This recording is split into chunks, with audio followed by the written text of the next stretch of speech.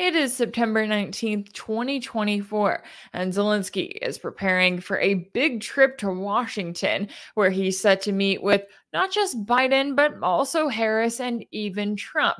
Now, as part of this trip, Zelensky is planning to present his victory plan to the White House. Now, what is that going to look like? Exactly what you think it's going to look like. Not an actual victory plan, basically, just his plea to join NATO, to join EU, and to continue the so-called security guarantees, in other words, endless foreign aid coming from the West, while also trying to get their promise that they are going to step in to protect Kiev whenever it is in need. It sounds like the ultimate wish list, to be sure, but it also raises the question of just how much positive feedback Zelensky and his plan could be getting from the West as a whole. I mean, you have a country like Germany, which is supposed to be the economic powerhouse of the EU, and yet they're struggling right now, right? Their economic outlook is not good. Their manufacturing outlook is not good. They're running into a number of different problems, and yet they're continuing to provide plenty of support for Ukraine. The UK is also facing its own version of a crisis, its own problems, and yet it continues to provide support for Kiev. If the public hasn't seen that there is a trend yet, well, they should start paying attention before it becomes too late. We got into all of the latest on this with a special guest earlier, so let's take a listen to that conversation now. Joining me now to discuss is George Szamuely, a senior research fellow at the Global Policy Institute. George, thanks so much for taking the time to join me. Thank you, Rachel, for inviting me. Now, I want to talk to you about a few different topics today, but I actually want to start with Germany because, as we've seen the last few years, let's just say they haven't been great for Europe's biggest economy, in the EU, I should say. And you've got Politico describing it as Germany is finally emerging from the first stage of economic grief, denial. They said that after years of turning a blind eye to what the rest of the world could plainly see, Germans are slowly coming to terms with the reality that they are in deep trouble as the four horsemen of their economic apocalypse come into view: an exodus of major industry, a rapidly worsening demographic picture, crumbling infrastructure, and a death of innovation. How do you view the current climate that Germany is in?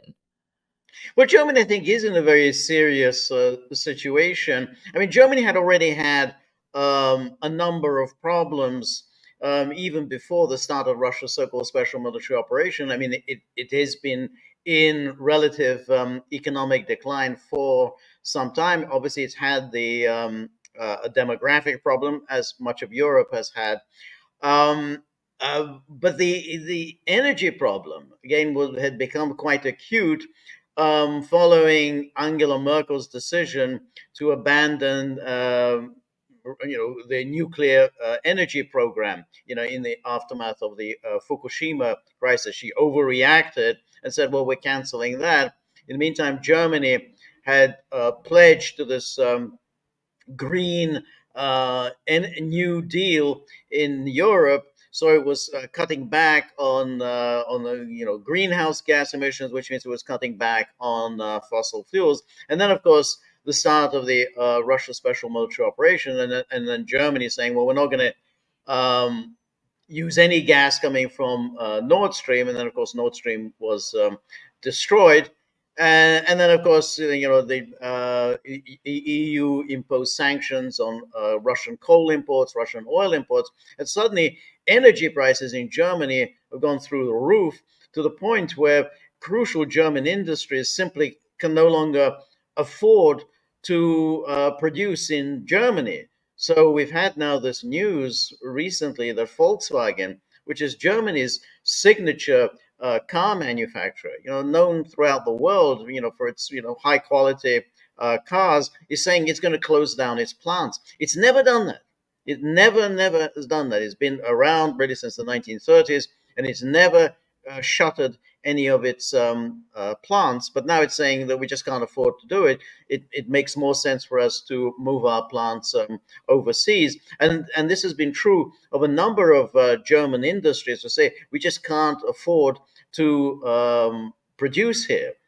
and now Germany is in irreversible decline, because now it's gone through one quarter after another of negative growth, which means that Germany is in recession. Yeah, and I would wonder too, the position that Germany is in right now is, you were noting, this has kind of been several years in the making. And I'm wondering, are other countries in Europe looking at Germany and feeling similar concerns, feeling that, hey, we could be the next in line to face these same problems? Is this kind of a Europe-wide problem, or is it specific to Germany?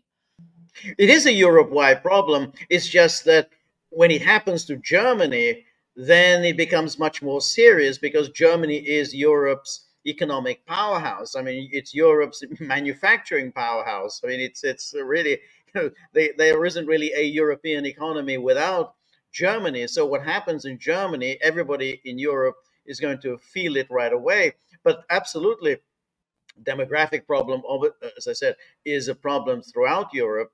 But the issues that Germany faces, which is exorbitant energy prices, declining economic demand, and above all, a very important issue is migration, and inability to close its borders, and inability to stem the flow of migrants who are a net burden on the economies. I mean, again, these are migrants who are more or less living on German welfare, and that's so when you're already not producing sufficiently, when you're already in recession, and you've got this huge burden of paying for migrants, then you've really got a serious problem, and that the migration problem is a very serious issue throughout Europe, as is, of course, exorbitant energy prices.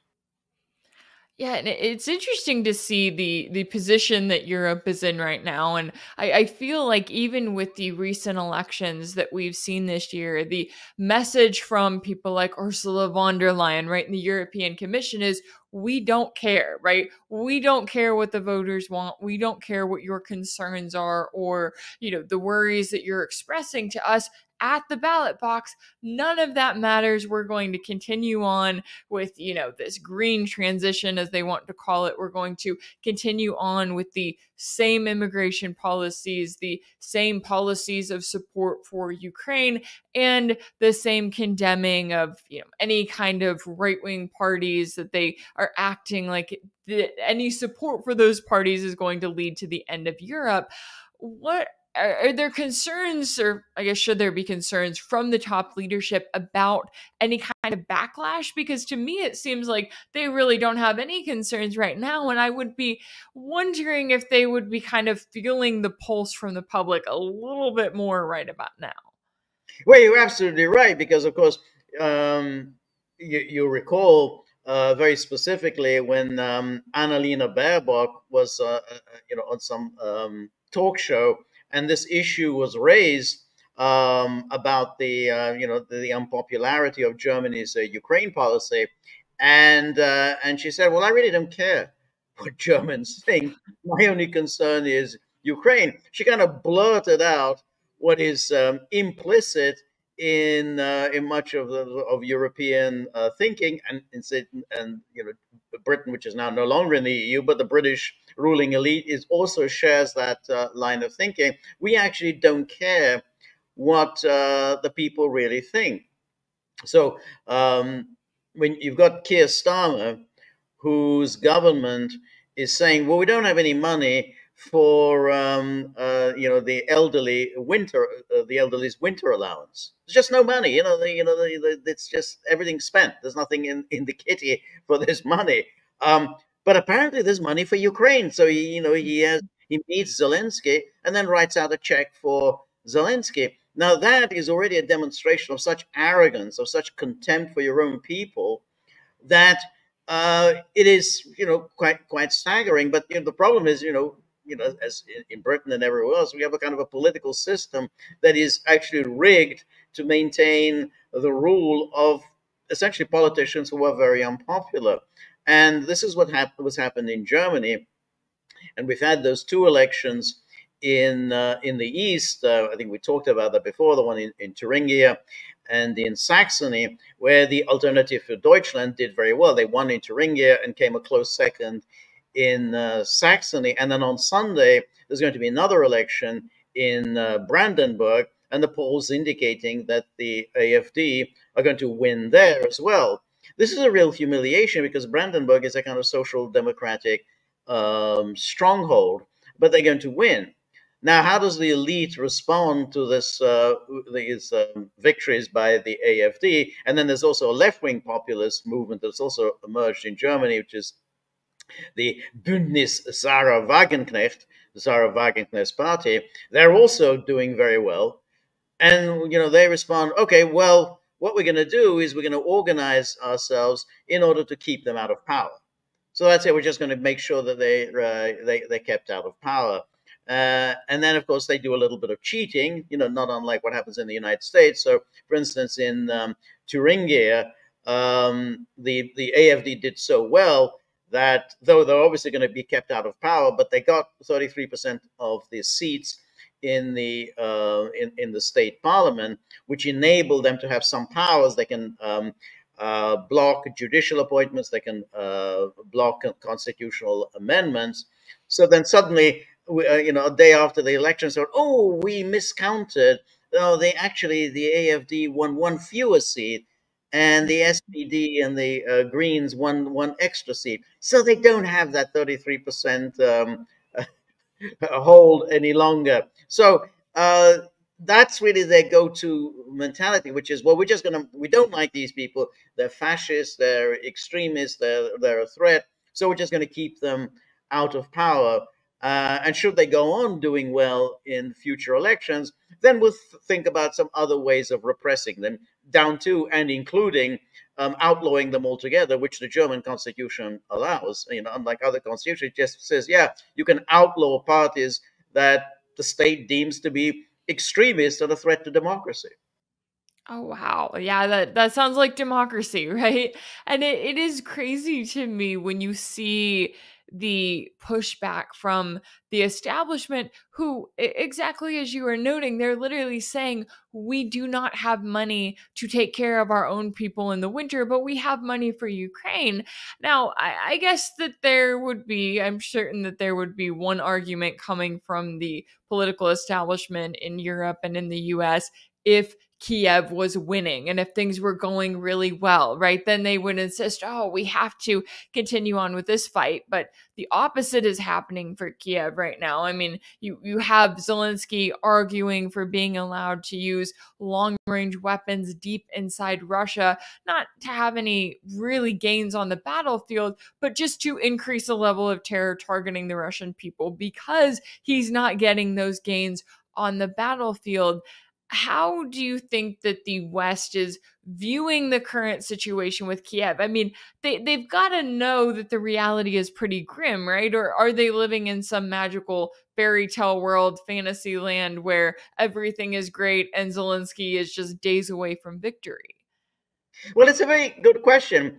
Now, Zelensky is pursuing a very clear strategy. Zelensky is trying to inflict as much pain on Russia as possible, with a view to provoking some kind of a Russian attack or Russian terror attack on Ukraine that might get NATO directly involved in fighting Russia. And that's his strategy. He wants NATO to get involved. He knows Ukraine cannot defeat Russia by itself.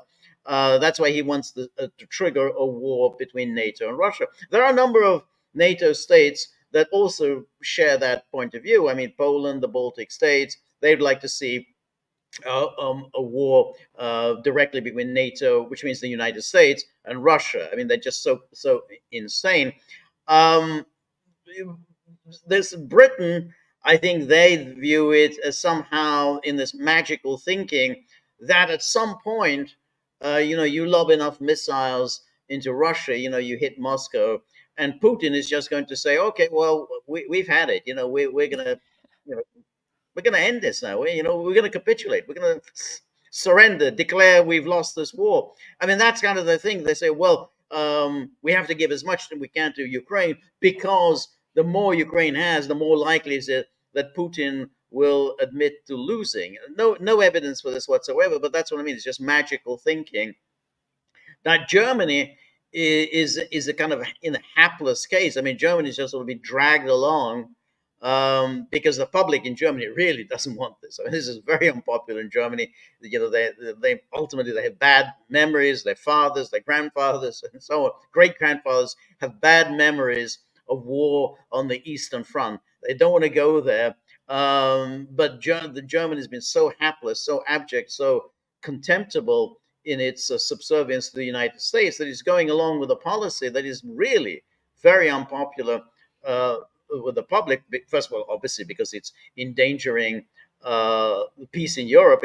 It could indeed lead to World War III, but that it's impoverishing Germany. It's actually, Germans are suffering as a result. Germans are worse off now than they were before the start of the so-called SMO. So in every way, it's so terrible. And these two new populist parties, the AfD and the Sarah Wagner's party, they both explicitly say this war is an absolute disaster for Germany. We need to end it immediately. And they are the parties that are surging within Germany because it's just a reflection of how Germans feel. Now, so far, it's been mostly limited to the east, but that doesn't mean that it's going to stay limited to the east. It could easily spread to the west because I think it's in the west as well. The Germans don't want to go down this path. The one thing the Germans have been really proud of since World War II has been their economic miracle, their Wirtschaftswunder. If they lose that, the German manufacturing products are the envy of the world. The Deutschmark, but they don't have it anymore. But the German economy is the strongest among the strongest in the world. They don't have that anymore. They're going to get very, very upset. And when Germans get upset, they can get quite volatile. Yeah. Yeah, good to keep in mind. And it is so interesting to me how you have not just one government, but a number of different governments that are acting in the exact opposite of their people's best interest or what's the best for their country as a whole. And so then as a result, when you're noting there, look, we've got parties on the far right and the far left that are the ones actually making sense because they're the ones saying, hey, why are we, continuing to arm Ukraine and fight in a proxy war against, or support, I guess I should say, a proxy war against Russia, although you do have a number of foreign mercenaries that are there.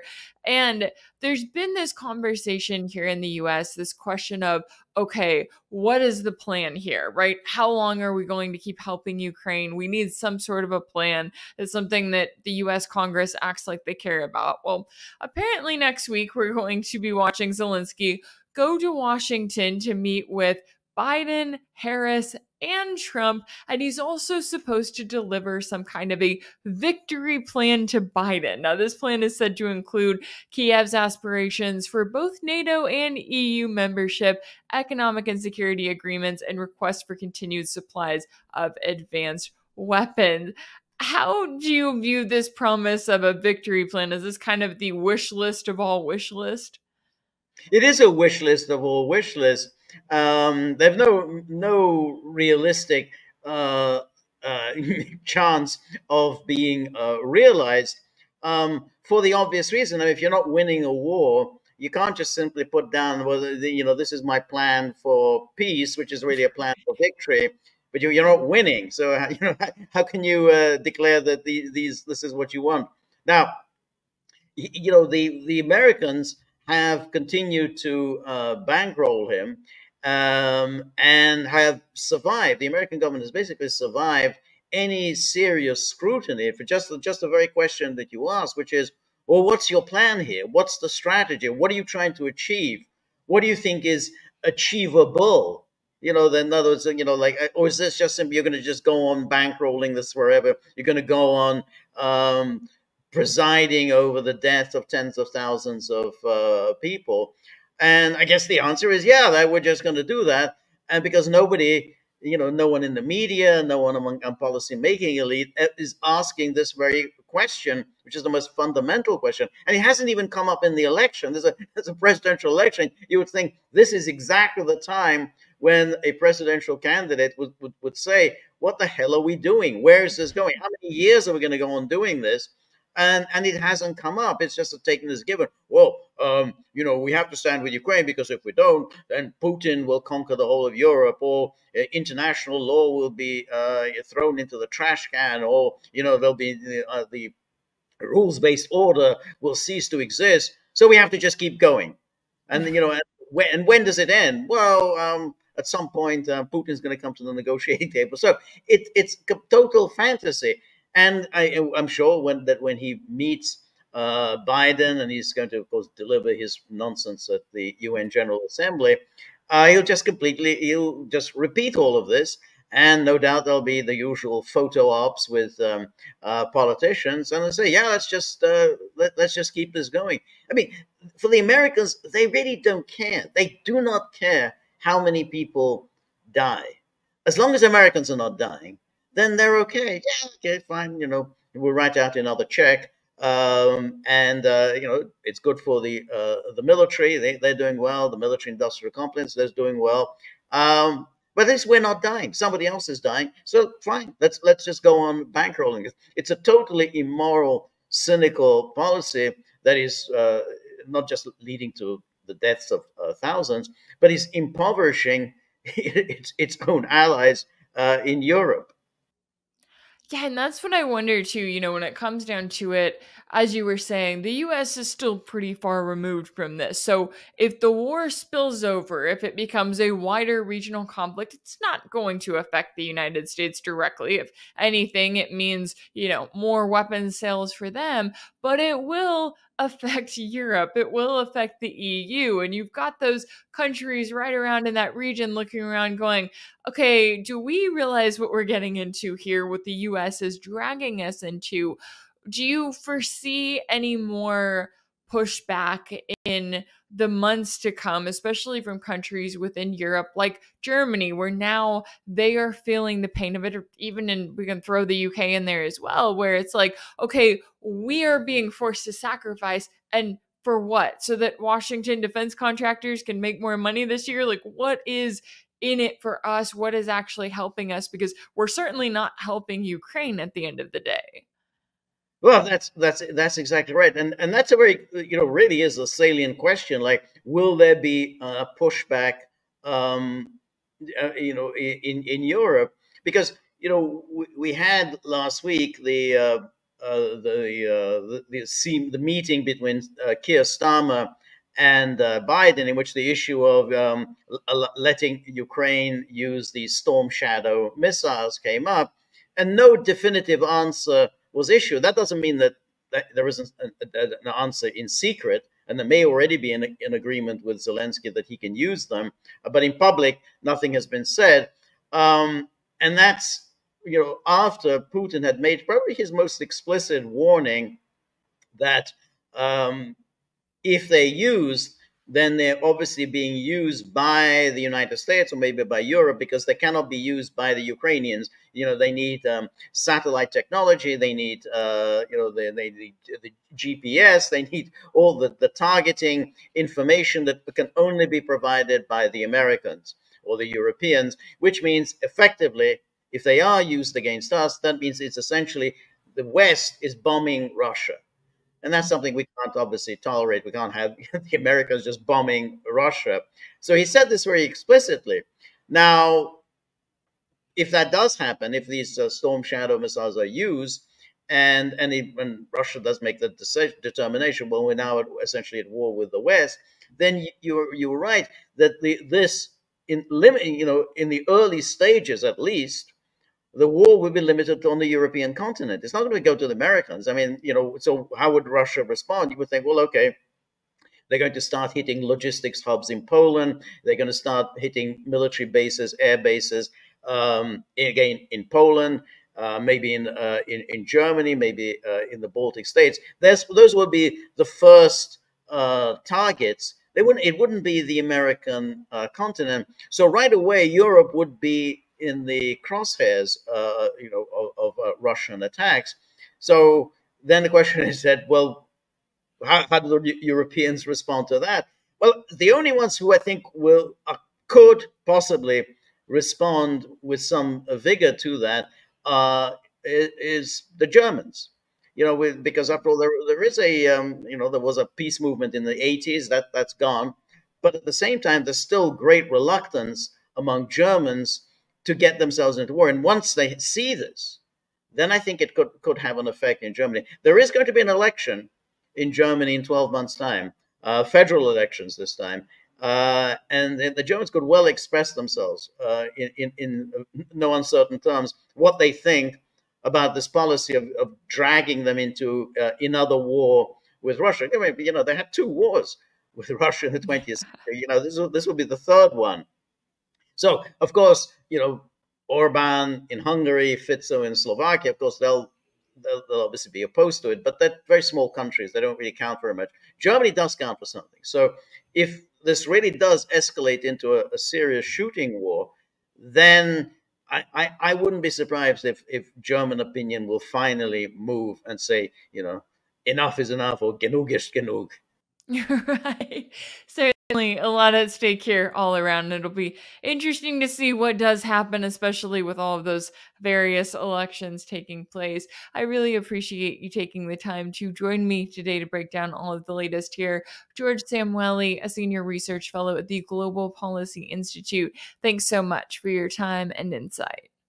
Always a pleasure, Rachel. Thank you. If anything in this video resonated with you, be sure to like it, share it with your friends, leave a comment, and as always, don't forget to subscribe. And if you want to keep up with all of my work, make sure that you're subscribed to my page on Substack. That's rachelblevins.substack.com. If you want to support my work, you can also check out my page on Patreon. That's patreon.com/rachelblevins. That's where you can sign up as a monthly paid subscriber and join the community there. As always, thank you all so much for all of your support, and I'll see you next time.